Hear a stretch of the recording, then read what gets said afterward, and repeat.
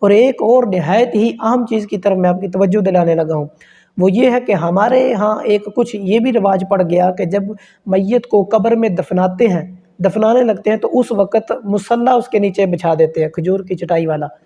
تو یہ بھی جائز نہیں ہے۔ بحر شریعت کے اندر در مختار کے حوالے سے یہ مسئلہ موجود ہے، وہاں پر لکھا ہے کہ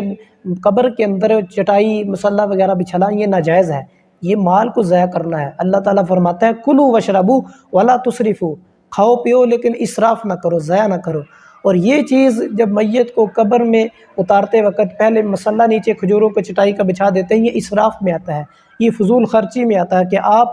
مصلی رکھ رہے ہیں، اس کے ذریعے میت کو کوئی فائدہ نہیں ہوگا، نہ تو اس کا ثواب ملے گا، نہ ہی اس کے قرآن نے اس کا حکم دیا، نہ حدیث سے اس کا ثبوت ہے، نہ ہی فقہائے کرام نے قرآن پاک سے استنباط و استخراج کر کے ہمیں اس چیز کا جواز ہمیں عطا کیا۔